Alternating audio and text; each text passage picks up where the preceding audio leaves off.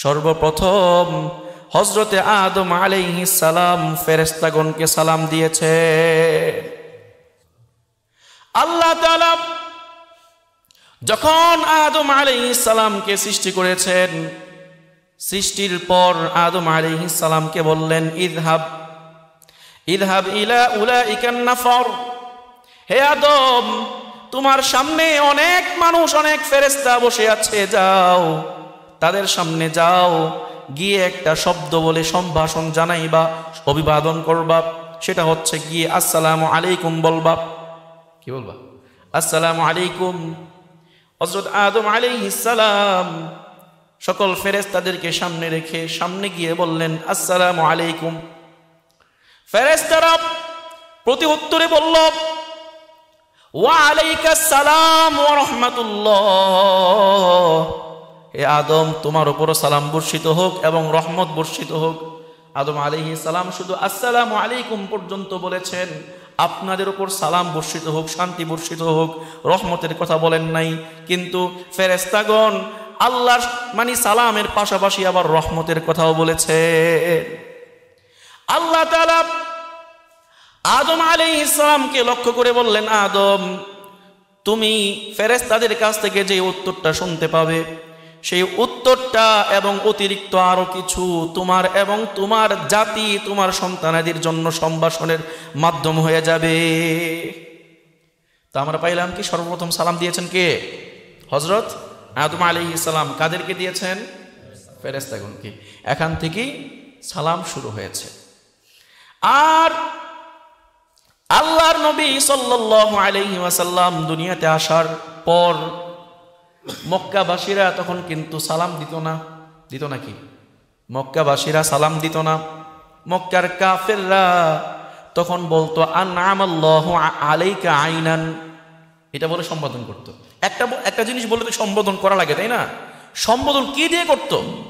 তখন হাদিসের মধ্যে পাওয়া যায় আল্লাহর নবী সাল্লাল্লাহু আলাইহি ওয়াসাল্লাম বলেছেন, মক্কার কাফেররা একে অপরের সাথে যখন সাক্ষাৎ হতো তখন সম্ভাষণ করত কি বলে? আনআমাল্লাহু বিকা আলাইকা আইনান, আল্লাহ তোমার চক্ষু শীতল করুক, এটা বলতো। কিন্তু আল্লাহর নাম বলে কিন্তু বলতো। কি বলতো? কাফেররাও আল্লাহর নাম বলে বলতো আল্লাহ তোমার চক্ষু শীতল করুক। আবার বলতো আনআমা সাবাহান। আনআমা সাবাহানের আরেক অর্থ হচ্ছে গুড মর্নিং। আনআমা সাবাহানের অর্থ কি? শুভ সকাল, সুপ্রভাত। এই সব শব্দ বলে তারা সম্বোধন করত। যেমনটা বর্তমানে আমাদের সুশীল সমাজ, যারা ধর্মকর্মে বিশ্বাসী না, তারা কি বলে? Good morning, good evening, good afternoon, এগুলোই তো বলে, তাই না? মক্কার কাফেররা এই শব্দগুলাই বলতো। আনআমা সাবাহান, আনআমা মাসাআন, শুভ সকাল, শুভ বিকাল, শুভ সন্ধ্যা, এইসব বলতো। আল্লাহর নবী সাল্লাল্লাহু আলাইহি ওয়াসাল্লাম নবুয়ত লাভের পর থেকে তার উম্মতকে, সাহাবায়ে কেরামকে লক্ষ্য করে বললেন, যাও এখন থেকে তোমরা আনআমা সাবাহান, গুড মর্নিং বলবা না, বরং এখন থেকে তোমরা পরস্পর যখন সাক্ষাৎ হবে তখন বলবা আসসালামু আলাইকুম। কি শিক্ষা দিয়েছেন? সালাম শিক্ষা দিয়েছেন। আমরা সালামের মোট 10টা উপকারিতা জানব। 1 নাম্বার উপকারিতা হচ্ছে সালাম এটা আল্লাহর পক্ষ থেকে হুকুম। আল্লাহ তাআলা সালামের হুকুম দিয়েছেন। সালামের হুকুমটা কে দিয়েছেন? আল্লাহ তাআলা সালামের হুকুম দিয়েছেন। সূরা নিসা আয়াত নাম্বার 58 আল্লাহ তাআলা বলেন, ওয়া ইযা হুয়িতুম বিতাহিয়াতিন ফাহাইয়ু বিআহসানা মিনহা আও রুদ্দুহা। আল্লাহ তাআলা বলেন, যখন তোমাদেরকে কেউ সালাম দেয়, সম্ভাষণ করে, তখন তোমরা আসসালামু আলাইকুম ফাহাইয়ু বিআহসানা মিনহা, তারা যেই শব্দে সম্ভাষণ করেছে, যেই শব্দে সালাম দিয়েছে, তোমরা তার চাইতে উত্তম আরো কিছু শব্দ অ্যাড করে সালাম দিয়ে দিও। অর্থাৎ কেউ যদি আসসালামু আলাইকুম বলে, তাহলে তুমি বলো আসসালামু আলাইকুম ওয়া রাহমাতুল্লাহ। কি বলতে হবে? একটু বাড়িয়ে বলতে হবে। তারপরে কেউ যদি আসসালামু আলাইকুম ওয়া রাহমাতুল্লাহ বলে, তাহলে বলতে হবে আসসালামু আলাইকুম ওয়া রাহমাতুল্লাহি ওয়া বারাকাতুহু। বাড়িয়ে বলতে নির্দেশ দিয়েছেন কে? তাহলে আমরা পাইলাম প্রথম ফজিলত, যে আল্লাহর নির্দেশ সালাম দেওয়াটা। আর কেউ যদি সালাম দেয়, সে যেন আল্লাহর নির্দেশ পালন করলো। কি করলো? আল্লাহর নির্দেশ পালন করবে। 2 নাম্বার, এই সালাম দেওয়াটা আল্লাহর নবী নিজে শিক্ষা দিয়েছেন। নবীর শিক্ষা আল্লাহর নবী সাল্লাল্লাহু আলাইহি ওয়াসাল্লাম বলেছেন, আফশুস সালামা বাইনাকুম, তোমরা পরস্পরের মাঝে সালামের প্রচার প্রসার ঘটাও। সালামের ব্যাপক প্রচার প্রসার ঘটাও। যখনই দেখা হবে সালাম দিবা। আল্লাহর নবী আরো জায়গায়, অন্যান্য জায়গায় বলেছেন, আসসালামু ক্বাবলাল কালাম, কথা বলার আগে আগে সালাম দিয়ে নিও। নির্দেশনা কার? আল্লাহর নবীর। আল্লাহ নির্দেশ দিয়েছেন। তা আমরা যখন কথা বলি, ফোনে কথা বললে হ্যালো হ্যালো শুরু করে দিই। মুসলমান কোনোদিন হ্যালো বলতে পারে না। প্রথমে বলবি কি? প্রথমে যখন ফোন ধরবে, রিসিভ করার সাথে সাথে কি বলবে? কথা বলেন না কেন আপনারা? আসসালামু আলাইকুম বললে কি গুনাহ হবে? তো বলতেছেন না কেন? প্রথমে যখন ফোন দিব, ফোন দেওয়ার, ফোন রিসিভ করলে সাথে সাথে কি বলবো? হ্যালো বলবো না সালাম দিব? সালাম দিতে হবে। তারপরে যখন কারোর সাথে সাক্ষাৎ হয় অথবা কেউ সামনে দিয়ে পাশ কাটিয়ে গেল, কি বলবো? আসসালামু আলাইকুম ওয়া রাহমাতুল্লাহ।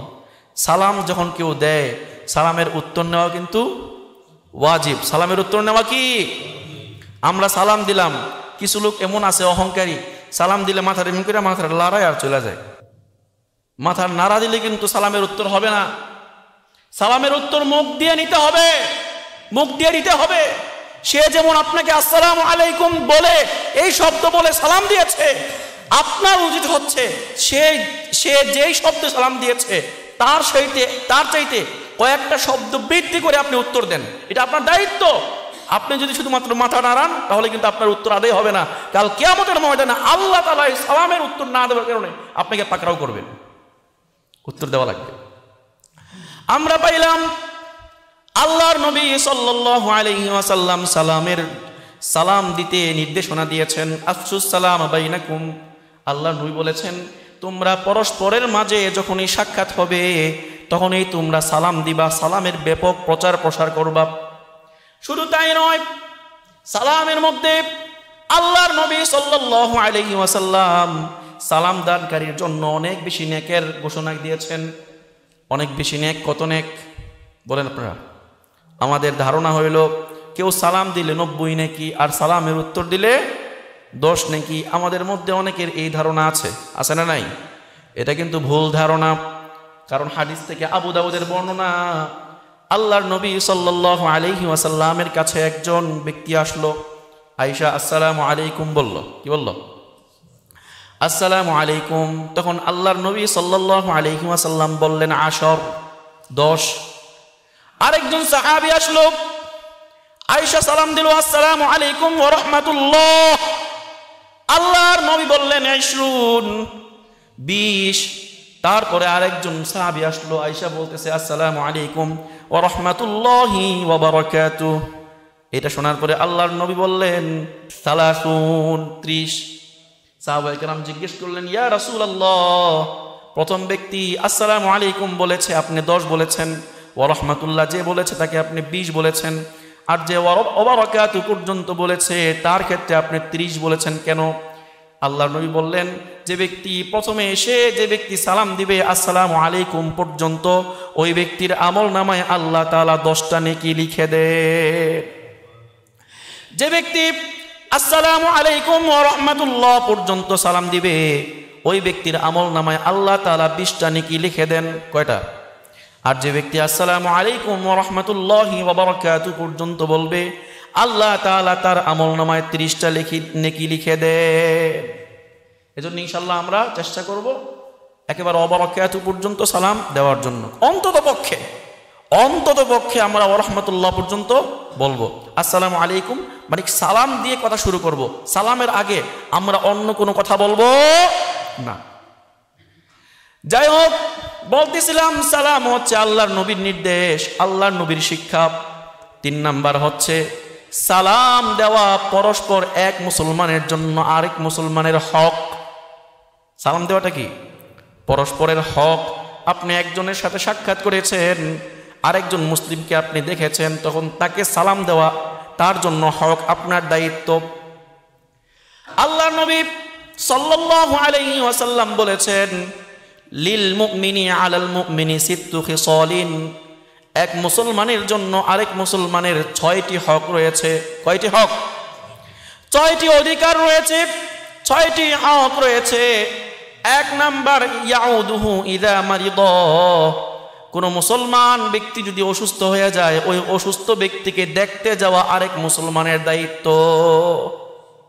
এক মুসলমান ভাই অসুস্থ হয়ে পড়ছে, মসজিদে আসতে পারতেছে না, কোথাও যাইতে পারতেছে না, একেবারে বিছনায় পড়ে গেছে, তাকে দেখতে যাওয়া অন্য মুসলমানদের জন্য কি দায়িত্ব।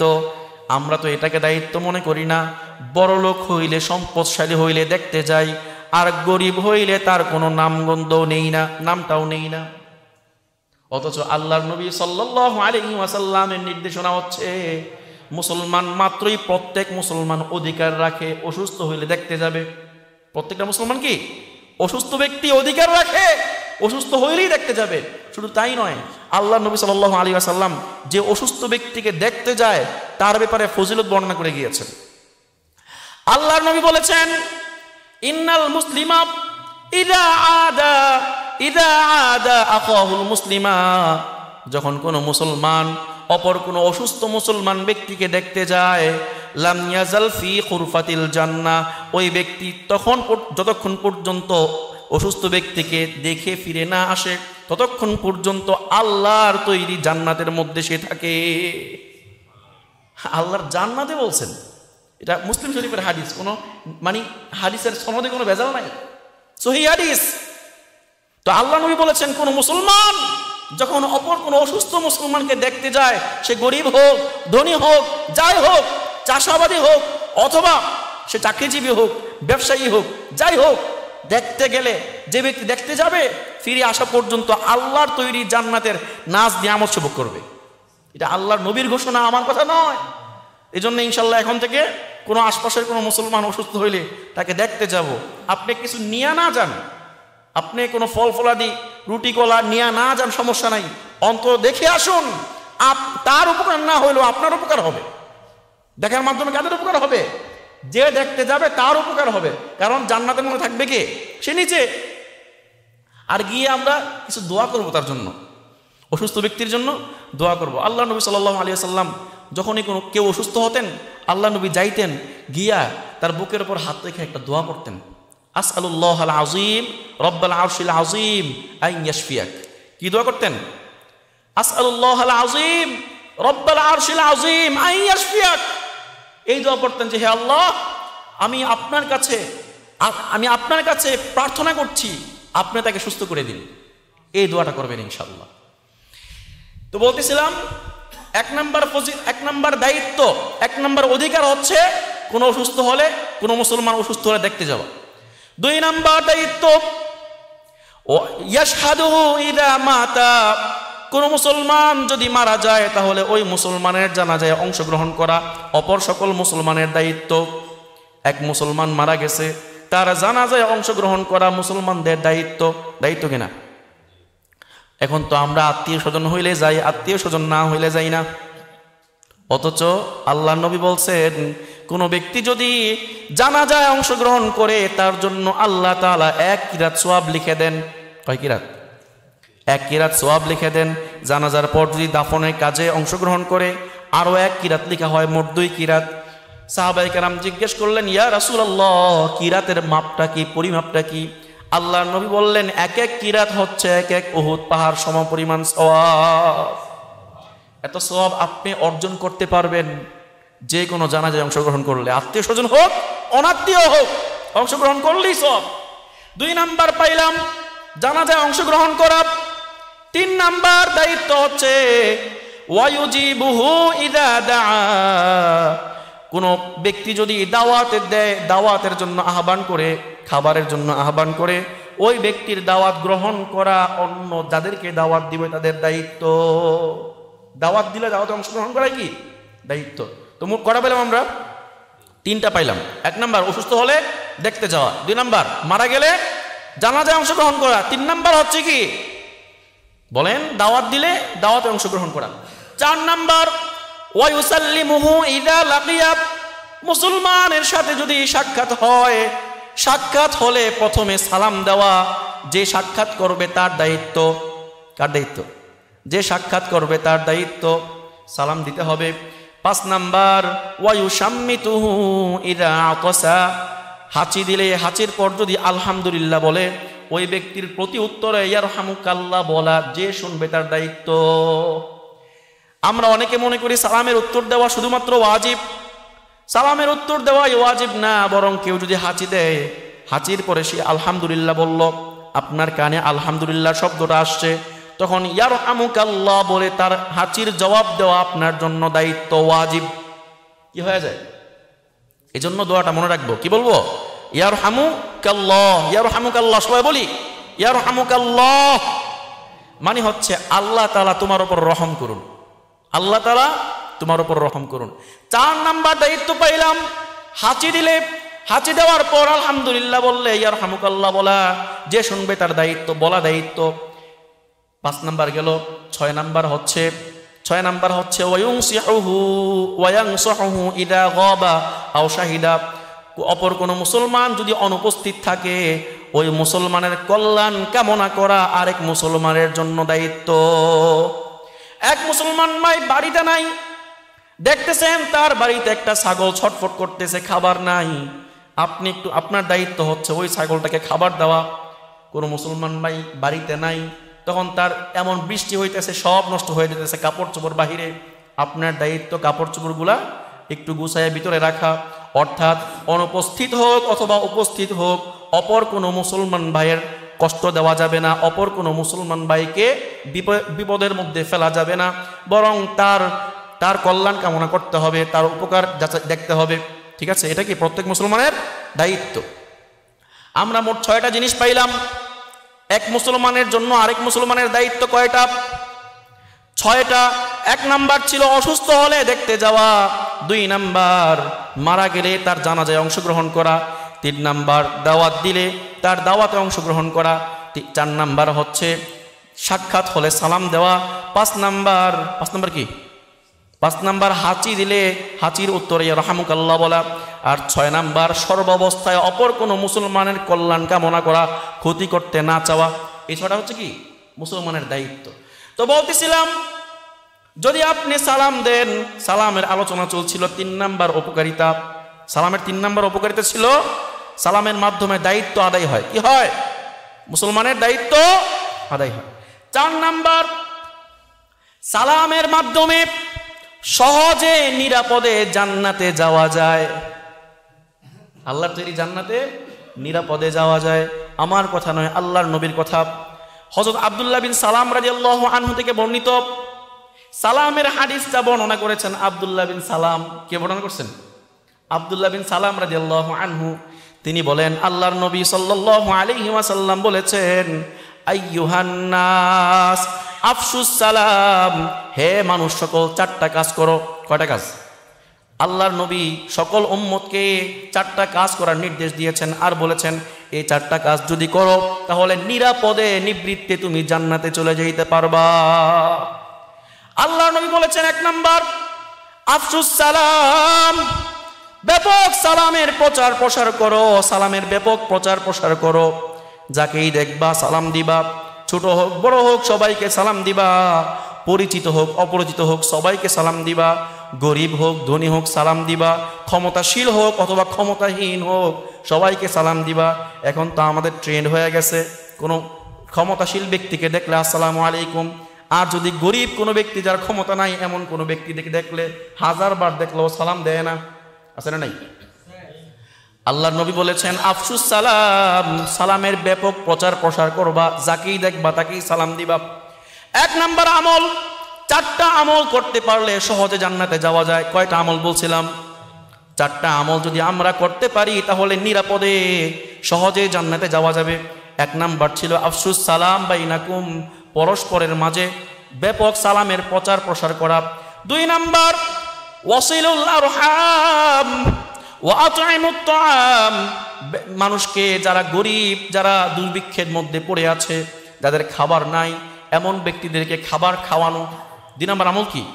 যাদের খাবার নাই এমন ব্যক্তিদেরকে খাবার খাওয়ানো, যারা দুর্বল, যারা 3 বেলা ঠিক মতো খাইতে পারে না, অথবা খাইতে পারলেও ভালো খাবার, পুষ্টিকর খাবার খাইতে পারে না, এমন ব্যক্তিদেরকে খাওয়ানো 2 নাম্বার আমল। 3 নাম্বার আমল ওয়াসিলুল আরহাম, আত্মীয়তার সম্পর্ক রক্ষা করা। আত্মীয়তার সম্পর্ক রক্ষা করার মানে হচ্ছে বোনের আপনার কাছ থেকে বোন সম্পদ পায়, বোনের সম্পদটা দিয়ে দেওয়া, অর্থাৎ আপনার কাছ থেকে যে যেই পরিমাণ সম্পদ পায় সেই সম্পদটা নিজের কাছে রেখে না দিয়ে দেওয়া। এটা হচ্ছে কি আত্মীয়তার সম্পর্ক রক্ষা করা। এবং এদের সাথে আপনি যোগাযোগ করলেন, এদের দেখভাল করলেন, খোঁজখবর রাখলেন, এটা হচ্ছে আত্মীয়তার সম্পর্ক রক্ষা করা। তা আমরা 3 নাম্বার আমল পাইলাম আত্মীয়তার সম্পর্ক রক্ষা করা। 4 নাম্বার আমল হচ্ছে ওয়াসাল্লু বিল্লাইলি ওয়ান নাসু নিয়াম, মানুষ যখন সবাই ঘুমিয়ে থাকে তখন তুমি নামাজ আদায় করো। এই 4টা আমল করার পরে আল্লাহর নবী বলেছেন তাদখুলুল জান্নাতা বিসালাম। 4টা আমল যদি করতে পারো তাহলে নিরাপদে নিবৃত্তে কোনো দ্বিধাহীনভাবে তুমি আল্লাহর তৈরি জান্নাতে প্রবেশ করতে পারবে। কটা আমল পাইলাম মনে আছে? 1 নাম্বার কি? ব্যাপক সালাম দেওয়া। 1 নাম্বার সালাম দিব তো ইনশাল্লাহ, সালাম দিব। 2 নাম্বার খাবার খাওয়ানো। 3 নাম্বার আত্মীয়তার সম্পর্ক রক্ষা করা। আর 4 নাম্বার সবাই যখন ঘুমিয়ে থাকে তখন আপনি বিছানা ছেড়ে দিয়ে উঠে আল্লাহর কুদরতি পায়ে, কুদরতি কদমে সেজদা করলেন, নামাজ দাঁড়িয়ে থাকলেন। এটা হচ্ছে কি 4 নাম্বার আমল। এই 4টা আমল কেউ যদি করতে পারে আল্লাহর নবী বলেছেন তার জন্য জান্নাত সহজেই সে জান্নাতে প্রবেশ করতে পারবে, তার জন্য জান্নাতের দরজা খোলা। তাহলে পাইলাম 4 নাম্বার ফজিলতটা পাইলাম সালামের। 4 নাম্বার ফজিলতটা হচ্ছে সহজেই জান্নাতে যাওয়া যায়। আর 5 নাম্বার ফজিলত হচ্ছে জান্নাতের মধ্যে কোনো কথা থাকবে না, একে অপরের সাথে অহেতুক কোনো কথা বলবে না। জান্নাতের মধ্যে পরস্পরের সম্ভাষণ হবে, সম্বোধন হবে সালাম। জান্নাতের মধ্যে কি থাকবে? পরস্পর সম্ভাষণ করবে কি দিয়ে? সালাম বলে। আল্লাহ তাআলা সূরাতুল ওয়াকিআর মধ্যে বলেন লা ইয়াসমাউনা ফিহা লাগওয়ান ওয়ালা তাসীমা ইল্লা কিলান সালামান সালামা। জান্নাতের মধ্যে কেউ কোনো কটু কথা বলবে না, জান্নাতের মধ্যে কেউ কটু কথা শুনবেও না, খারাপ কোনো কথা বলবে না, অহেতুক কোনো কথা বলবে না, অহেতুক কোনো কাজ করবে না, শুধু বলবে ইল্লা কিলান সালামান সালামা। পরস্পর দেখা হলেই সালাম দিবে। কি দিবে? জান্নাতের মধ্যে গিয়েও সালাম থাকবে। শুধু তাই নয়, আপনি যখন জান্নাতে প্রবেশ করবেন জান্নাতীদেরকে ফেরেশতারাও সালাম দিবে। কারা? ফেরেশতারাও সালাম দিবে। আল্লাহ তাআলা সূরাতুর রাদের মধ্যে বলেন ওয়াল মালাইকাতু ইয়াদখুলুনা আলাইহিম মিন কুল্লি বাব সালামুন আলাইকুম বিমা সাবারতুম ফানি'মা উকবাদ-দার। আল্লাহ তাআলা বলেন ফেরেশতারা জান্নাতের প্রত্যেকটি দরজা দিয়ে প্রবেশ করবে, আর জান্নাতি যারা আছে তাদেরকে বলবে সালামুন আলাইকুম বিমা সাবারতুম, বলবে তোমরা যেহেতু দুনিয়ায় অনেক কষ্ট করেছো, দুনিয়ায় আমল করেছো, আল্লাহর বিধানগুলো পালন করেছো, ধৈর্য ধারণ করেছো, এজন্য তোমাদের উপর আল্লাহর পক্ষ থেকে সালাম। জান্নাতের মধ্যে যাওয়ার পর কি সালাম থাকবে। শুধু তাই নয়, ফেরেশতারা সালাম দিবে আর পরস্পর সালাম বিনিময় করবে। শুধু তাই নয়, বরং আল্লাহর পক্ষ থেকে প্রত্যেকটা জান্নাতবাসীকে সালাম দেওয়া হবে। আল্লাহ তাআলা সূরা ইয়াসিনের মধ্যে বলেন সালামুন কওলাম মির রাব্বির রহিম। রহমান রবের পক্ষ থেকে, রহিম দয়াময় প্রভুর পক্ষ থেকে তোমাদের সকলের উপর সালাম। আল্লাহ তাআলা নিজেও কি সালাম দিবেন। আল্লাহ তাআলা অন্যত্র সূরা জুমারের মধ্যে বলেন সালামুন আলাইকুম তিবতুম ফাদখুলুহা খালিদিন। আল্লাহ তাআলা বলেন তোমরা যেহেতু নেক কাজ করেছো, এই নেক কাজের কারণে তোমাদের উপর সালাম। তো আল্লাহ তাআলা জান্নাতের মধ্যে কি দিবেন? সালাম দিবেন প্রত্যেকটা মানুষকে, জান্নাতীকে। এজন্য আমরা দুনিয়ায় দিব তো সালাম। কাদেরকে সালাম দিবেন আল্লাহ? যারা দুনিয়ায় পরস্পর সালাম দেয়, দেখে দেখে সালাম দেয় না, যে হ্যাঁ বড় লোক, হ্যাঁ রে সালাম দেওয়ান লাগবো, সালাম না দিলে তো বড় কি মানে কি রে তুই কি বড় হয়ে গেছিস গারে, আমার দেখলে এখন সালাম দেস না, এইরা ভাইবা সালাম দেয় এমন না। পরিচিত হোক অপরিচিত হোক সবাইকে সালাম দেয়, সে হচ্ছে প্রকৃতপক্ষে কি মুমিন। আল্লাহর নবী সাল্লাল্লাহু আলাইহি ওয়াসাল্লামের কাছে একজন সাহাবী এসে বললেন, আইয়ুল ইসলামে খায়রুন ইয়া রাসূলুল্লাহ, হে নবী আল্লাহর কাছে সবচাইতে কোন ইসলামটা মানে কোন মুসলমান সবচেয়ে শ্রেষ্ঠ ব্যক্তি আপনি জানান। আল্লাহর নবী সাল্লাল্লাহু আলাইহি ওয়াসাল্লাম তখন বললেন, শ্রেষ্ঠ ব্যক্তি হওয়ার জন্য দুইটা কাজ করা লাগবে। একটা হচ্ছে তুতআইমুত তাআম, তুতআইমুত তাআম মানুষকে খাবার খাওয়াও, ওয়া তুকরিউ সালাম আলা মান আরাফতা ওয়া মান লাম তারিফ, পরিচিত হোক অপরিচিত হোক সবাইকে সালাম দাও, আর এর মাধ্যমে তুমি সবার কাছে পরিচিতি লাভ করতে পারবে এবং আল্লাহর কাছেও তুমি সম্মান শ্রেষ্ঠত্ব লাভ করতে পারবে। এখন কেউ যদি মনে করেন ভোটে দাঁড়াইতে চায়, এই দুইটা কাজ করতে হইব। আল্লাহ তাআলা কিন্তু থিওরি বলে দিয়েছেন, মানুষের কাছে জনপ্রিয়তা পাইতে হইলে দুইটা কাজ, খাওয়াইতে হয় আর কি সালাম অর্থাৎ শান্তির বিনিময় করতে হয়, এর মাধ্যমে মানুষের জনপ্রিয়তা লাভ করা যায়। আপনি সালাম দিবেন না, গম্ভীর হয়ে থাকবেন, ভাব নিয়ে থাকবেন, আপনাকে সাপোর্ট করবে না, হয়তোবা আপনার সামনে মুখে মুখে আপনাকে খুব ভালো বলবে, কিন্তু আপনি সালাম না দিলে আপনার পিছনে কিন্তু বলবে দেখ কত বড় অহংকারী। হ্যাঁ অহংকার এখনই এত বড় অহংকার দেখায়, পাস করলে না জানি কি করে। এজন্য অবশ্যই কি সালাম বিনিময় করতে হবে, খাওয়াইতে হবে, কম্বল বিনিময় করতে হবে। যাই হোক থিওরিতে বলে দিলাম। 4 নাম্বার আমল ছিল। 5 নাম্বার আমল, জান্নাতের মধ্যে সালাম থাকবে, জান্নাতের মধ্যে পরস্পর সালাম বিনিময় করবে, জান্নাতের মধ্যে আল্লাহর পক্ষ থেকে সালাম দেওয়া হবে, জান্নাতের মধ্যে যাকেই দেখবে ফেরেশতারা সালাম দিবেন, ফেরেশতারা কি সালাম দিবেন। তারপরে সালামের মাধ্যমে অন্তর থেকে অহংকার কেটে যায়, অহংকার দূর হয়ে যায়। কি দূর হয়? সালামের মাধ্যমে অহংকার দূর হয়। অহংকার কি জিনিস? অহংকার যার ভিতরে থাকবে তার পতন নিশ্চিত, যার অহংকার আছে তার পতন নিশ্চিত। যে ব্যক্তি মানুষের সাথে গম্ভীর হয়ে থাকবে, অহংকার দেখাবে, ভাব নিয়ে থাকবে, কেউ দেখা সাক্ষাৎ করতে আসলেও হ্যাঁ সর তুই কে, এরকম যদি ভাব নিয়ে থাকে এটা হচ্ছে অহংকারের পরিচয়। আল্লাহ তাআলা বলেন, আল্লাহ তাআলা নিজেও অহংকারীকে পছন্দ করেন না, মানুষও এই অহংকারীকে পছন্দ করে নাকি? অহংকারীকে কেউ পছন্দ করে না, বিনয়ীকে পছন্দ করে। আপনার যদি অনেক সম্পদশালী হয়ে যান, অনেক ক্ষমতাধর হন, কিন্তু যদি আপনি সবার সাথে সাধারণ মানুষের সাথে মিলে কথা বলেন, আপনি সবার সাথে খাইতে বসেন, আপনি মাটিও মানুষের বন্ধু হন, তখন মানুষ বলবে দেখ এত বড় হওয়া সত্ত্বেও আমাদের লোকে এক কথা কয়, তার মানে কি তার ভিতরে কোনো অহংকার নাই। সাপোর্ট করলে হ্যারেই করবো, সাপোর্ট করলে কি হ্যারেই করবো, করবো কিনা? আল্লাহ তাআলা অহংকারীকে পছন্দ করেন না। আল্লাহ তাআলা কুরআনুল কারীমের সূরা লুকমানের মধ্যে বলেন, ওয়ালা তামশি ফিল আরদি মারহা ইন্নাল্লাহা লা ইউহিব্বু মান কানা মুখতালান ফাখুরা। আল্লাহ তাআলা বলেন, তুমি জমিনে চলার সময় কখনোই অহংকার ভরে দম্ভ ভরে চলো না, কেননা আল্লাহ তাআলা অহংকারী আর দাম্ভিককে পছন্দ করেন না। কার নির্দেশ? মানে আল্লাহ তাআলা অহংকারীকে পছন্দ করেন না। আর যে ব্যক্তি আগে সালাম দেয়, খেয়াল করবেন, যে ব্যক্তি আগে বেড়ে সালাম দেয় সেই ব্যক্তি ব্যাপারে আল্লাহ নবী বলেছেন, বাদি বিসালাম আল বাদি বিসালাম বারি মিনাল কিবরি। যে ব্যক্তি আগে বেড়ে সালাম দেয় ওই ব্যক্তি অহংকার মুক্ত। অহংকারী এখন যদি সালাম দিবেন আপনাকে, এত সহজ সালাম দেওয়াটা এত সহজ নাকি? আপনার জন্য শান্তির দোয়া করবে, ব্যাপারটা কি এত সহজ হয়ে যায়?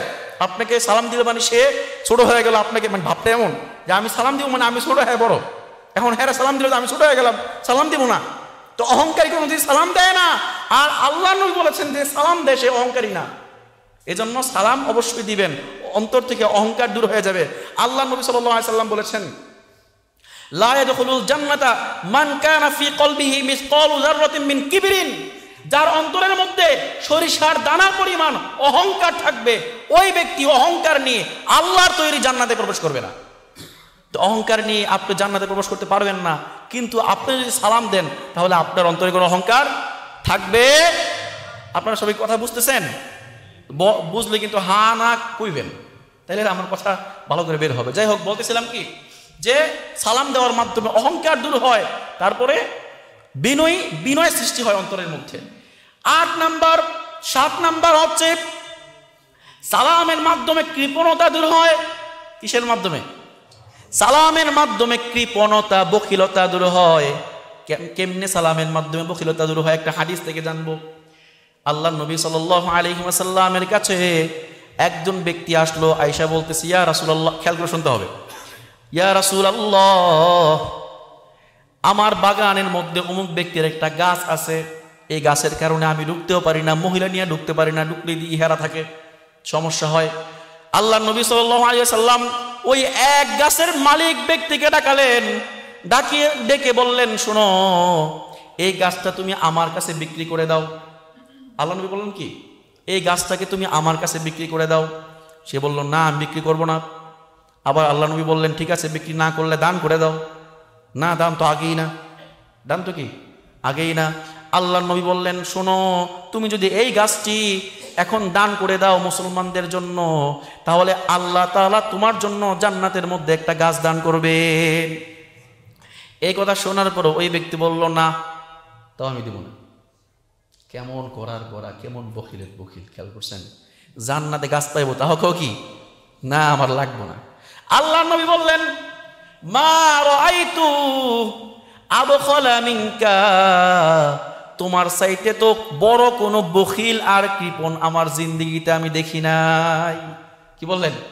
তোমার চাইতে বড় বখিল আর কৃপণ আমার জিন্দেগিতে আমি দেখি নাই। তারপরে আল্লাহ নবী বলছেন, ইল্লাল্লাযী ইয়াবখালু বিসসালাম, তবে তোমার চাইতে বড় বখিল একজন আছে, সেই হচ্ছে যে সালাম দেয় না। অর্থাৎ যে সালাম দেয় না, সালামের ক্ষেত্রে কৃপণতা করে, বখিলতা করে, সেই ব্যক্তি এই বখিলের চাইতে বড় বখিল। এজন্য সালাম দেওয়া লাগবে। সালাম কি দেওয়া লাগবে। 7 নাম্বার ফজিলত ছিল সালামের মাধ্যমে কৃপণতা দূর হয়, অন্তরের কৃপণতা দূর হয়ে যায়। 8 নাম্বার, সালামের মাধ্যমে আল্লাহর নৈকট্য লাভ করা যায়। কার নৈকট্য?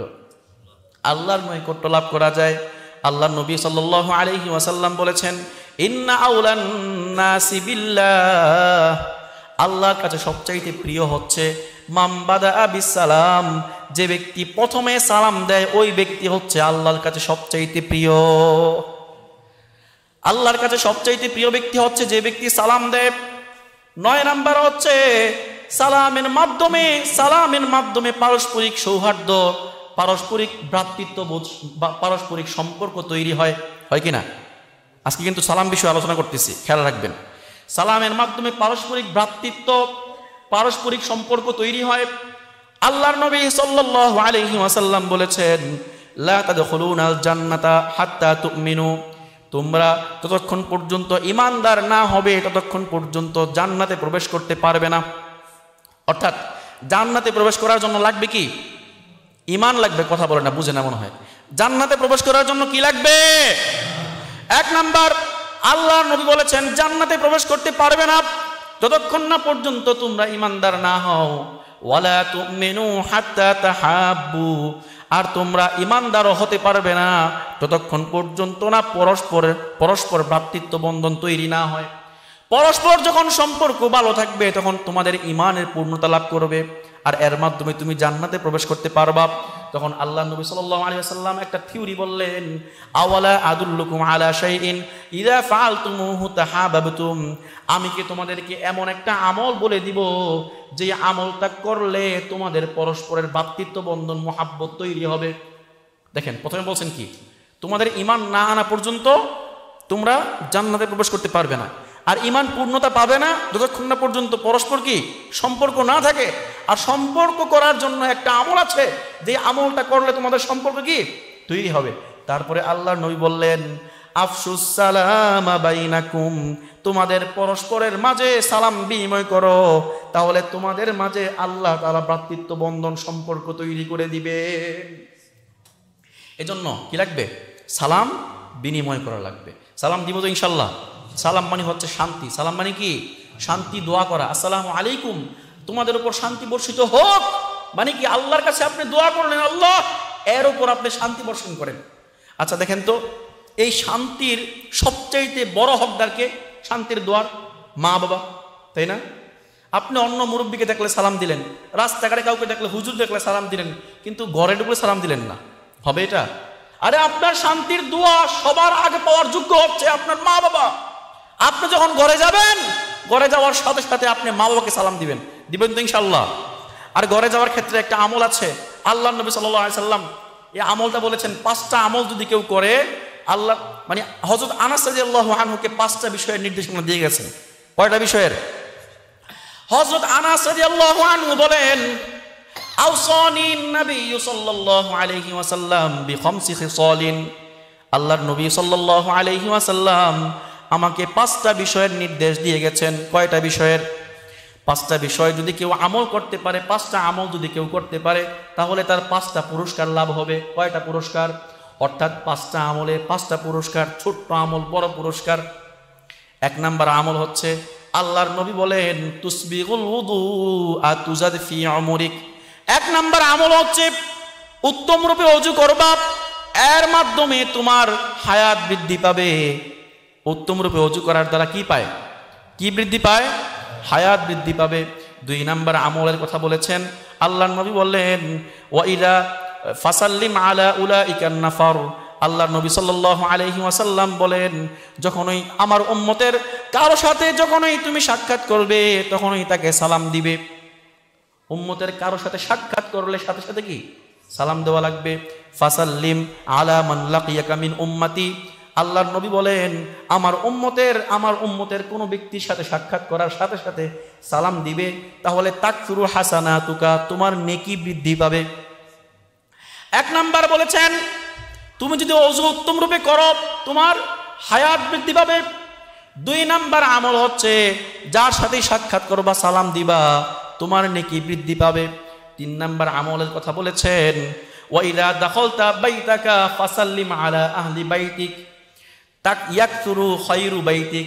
আল্লাহর নবী বলেন, যখন ঘরে প্রবেশ করবা, ঘরে প্রবেশের সাথে সাথে ঘরের লোকদেরকে সালাম দিবা, আর এর মাধ্যমে তোমার ঘরের মধ্যে খায়র ও বরকত আল্লাহ তাআলা বাড়িয়ে দিবেন। আমল করবো তো ইনশাআল্লাহ। যখন ঘরে ঢুকবো সালাম দিব। 4 নাম্বার আমল বলেছেন, ফাসাল্লি সালাতাদ দুহা ফাইন্নাহা সালাতুল আওয়াবিন। আর সালাতুদ দুহা মানে চাষতের নামাজটা আদায় করবা, কেননা এই চাষতের নামাজটা হচ্ছে বুজুর্গদের নামাজ, যারা আল্লাহর দিকে মনোনিবেশ করে, মনোনিবিষ্ট এমন লোকদের নামাজ হচ্ছে চাষতের নামাজ। সুতরাং এই নামাজটা সবসময় কি আদায় করবা। 5 নম্বরে আল্লাহর নবী বলেছেন, ইরহামিস সগীরা ওয়াকিরিল কাবীর। যারা ছোট আছে ছোটদেরকে স্নেহ করবা, আর বড়দেরকে সম্মান করবা। তাকুন মিন রুফাকাই ইয়াউমাল কিয়ামাহ। তুমি কিয়ামতের দিন, কাল কিয়ামতের দিন জান্নাতের মধ্যে তুমি আমার সঙ্গী হয়ে যাইবা। যদি ছোটদেরকে আমরা স্নেহ করি, বড়দেরকে সম্মান করি, তাহলে কি আল্লাহর নবী আনাস রাদিয়াল্লাহু আনহুকে বলতেছেন, জান্নাতে কিন্তু আমার সাথী হয়ে যাইবা। তাহলে এই 5টা আমল ইনশাআল্লাহ করব তো। 1 নাম্বার আমল কি? উত্তম রূপে ওযু করা। নামাজি পড়ি না হুজুর, উত্তম রূপে ওযু করব কেতে? শীতকাল এমনি, শীতকাল না, শীতকালে কোনো রকম ওযু করে আর কি, কোন রকম ওযু করে যদি আপনার পা বা কোনো একটা অংশ, কোনো একটা পশম ভিজা বাকি থাকে, তাহলে কিন্তু আপনার ওযু হবে না, সেই ওযু দিয়ে নামাজ হবে আপনার? বলেন। এজন্য ওযু করতে হইলে কষ্ট হইলেও কি আপনার ওযু করবেন, তাহলে আপনার বয়স বৃদ্ধি পাবে, হায়াত বৃদ্ধি পাবে। 2 নাম্বার আমল কি? যার সাথে সাক্ষাৎ হবে সালাম বিনিময় করতে হবে। 3 নাম্বার আমল হচ্ছে ঘরে প্রবেশের সাথে সাথে কি ঘরওয়ালাদেরকে সালাম বিনিময় করতে হবে। 4 নাম্বার আমল হচ্ছে সলাতুদ দুহা, চাষতের নামাজ আদায় করতে হবে। 5 নাম্বার আমল হচ্ছে ছোটদেরকে স্নেহ করা, বড়দেরকে সম্মান করতে হবে। তাহলে কি কাল কিয়ামতের ময়দানে আল্লাহর নবীর সাথে জান্নাতে থাকা যাবে। যা কিছু বলা হলো, আল্লাহ তাআলা আমাদের সকলকে বিষয়গুলো বুঝার, আমল করার তৌফিক দান করুন। আরেকটা গুরুত্বপূর্ণ বিষয় রয়ে গেছে, আমি অল্প সময়ের জন্য আপনাদের কাছ থেকে নেই, 2-4 মিনিট কথা বলবো।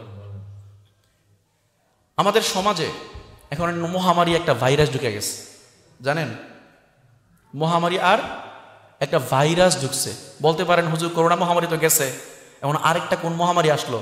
আরেকটা তো সংবাদে বলতেছে আসতেছে, কিন্তু এর পাশাপাশি আগেও কিছু ছিল, এখন নতুন করে আরেকটা ভাইরাস ঢুকছে। সেটা হইল কোনো একটা ইসলামিক অনুষ্ঠান হোক, অনইসলামিক অনুষ্ঠান হোক, যে কোনো অনুষ্ঠান হোক, অনুষ্ঠানের মধ্যেই গান বাদ্য বাজাইতে হয়।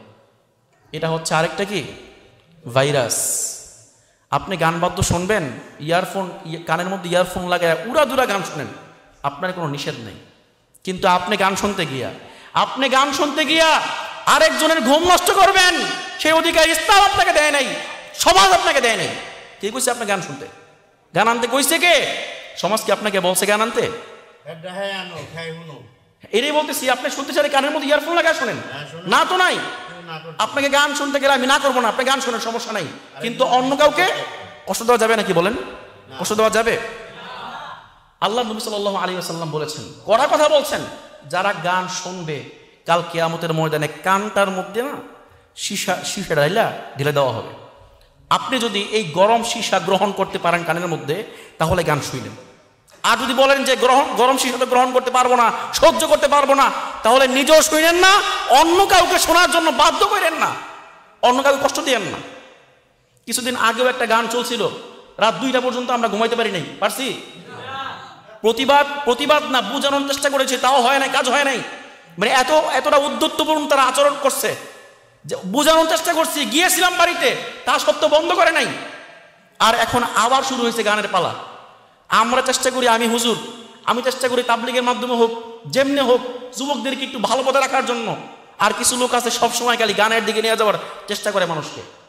যারা নিজেরা গান শুনবে, নিজেরা পাপের পথে যাবে এবং অন্যদেরকেও পাপের পথে নিয়ে যাবে, মনে রাখবেন আপনি পাপ কাজ করেন না, আপনি জাহান্নামে নিয়ে গেছেন। এজন্য বলি, নিজেও বাঁচেন। শোনেন, আরেকটা মাসালা না বললেই নয়, বলতেই হয়।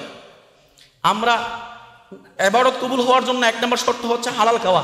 কি খাওয়া? আপনি করেন, কি বলে, আপনি নামাজ পড়েন, রোজা রাখেন, হজ করেন, যাকাত দেন, যাই করেন, আপনার যদি হালাল খাবার যদি হালাল না হয়, আপনার কি সেই হজ, সেই নামাজ, সেই দান কোনটা কবুল হবে? কেউ যদি গানের মাধ্যমে টাকা ইনকাম করে, তার এই ইনকামটা জায়েজ হবে না, হারাম। তার কি এই হারাম খেয়ে নামাজ পড়ুক, রোজা রাখুক, হজ করুক, উমরা করুক, যাই করুক না কেন, কোনো খাবার হালাল হবে না। আর হালাল না খেয়ে উমরা করলে, হজ করলে জায়েজ হবে? বলেন। এজন্য আগে হারাম থেকে বাঁচতে হবে। কি করতে হবে? হারাম থেকে আগে বাঁচতে হবে, নিজেকেও বাঁচাইতে হবে, সন্তান নাতি নাতকুর যারা আছে, যারা লাফালাফি করে গানের জন্য, এদেরকেও গান থেকে বাঁচাইতে হবে। আপনি যদি এদেরকে গান থেকে না বাঁচান, কাল কিয়ামতের মধ্যে আপনাকে ধরবে, বলবে তুমি সিয়া ঘরের কর্তা, তোমার সামনে তুমি হজ করছো, তুমি উমরা করছো, তোমার সামনে পোলাপান গান বাজায় কেমনে? বলবে কিনা? এজন্য অবশ্যই নিজের দায়িত্ব হইল, আত্মীয় স্বজন ঘরের মধ্যে কেউ যদি গান বাদ্য করে, তাহলে অবশ্যই তাকে বাঁচাইতে হবে। নয়তো আপনি যত আবাদতই করেন না কেন, আপনার সেই আবাদত আল্লাহ গ্রহণ করবেন না, কবুল করবেন না। যাই হোক, যা কিছু বললাম, আমাদের সকলকে বিবেক দিয়ে বোঝার তৌফিক দান করুন। আমি কারো বিরুদ্ধে না, শোনেন, আমি কারো বিরুদ্ধে না, আমি কারো শত্রুও না, আর কেউ আমার শত্রু না। মনে করেন না যে আপনার সাথে আমার শত্রুতা আছে, এই জন্য উড়াদুরা কইলাম। আসলে কোয়াটার উদ্দেশ্য না। অনেক বুঝাইছি, একটু সময় নেই, শুনুন। অনেক বুঝাইছি, অনেকবার অনেক বয়ানের মধ্যে গান সম্পর্কে আলোচনা করছি, কোনো কাজ হয় না, কোনো কাজ হয় না। এই জন্য আমার মাথায় একটা চিন্তা আসছে। কি চিন্তা জানেন? চিন্তা করছি কি, যে যারা এখন থেকে গান বাদ্য করবে, এদের বিয়েতে যাবো না। যারা এখন থেকে গান বাদ্য করবে, যে বিয়ার মধ্যে গান বাদ্য করবে, বিয়ে সাজের অনুষ্ঠান, গান বাদ্য করতেছে, ওই বিয়ার মধ্যে আমি যাবো না। পারলে আপনি অন্য কোনো মহল্লা থেকে হুজুরে না গান আপনি বিয়া পড়েন, আমি যাবো না। কথাটা শুনছেন? যেহেতু আমার কথা আপনি শুনতে রাজি না, যেহেতু আমার কথা আপনারা শুনতে রাজি না, শুনতে চান না, মানে আমার প্রয়োজন আপনাদের নাই, তাই না? শুনতে চান না মানে কি? আমার প্রয়োজন আপনাদের নাই। তাহলে আমার প্রয়োজন না হইলে আমার সারা আপনার বিয়ে পড়ালেন, সমস্যা নাই, আমার লাগবে না। এজন্য যারা এখন থেকে বলতেছি, সবাই শুনতেছেন, আমি কথা বলতেছি, ডাইরেক্ট কথা বলতেছি, যাদের বিয়াতে গান বাদ্য করবেন, যাদের কোনো অনুষ্ঠানে গান বাদ্য হবে, সেই বিয়াতে আমাকে তালাশ করেন না, আমাকে চায়েন না। আপনি অন্য কোনো মহল্লা থেকে হুজুরাইন না, আপনি বিয়া পড়েন, যা করার করেন, আমাকে দরকার নেই। সুন্নত পড়েন।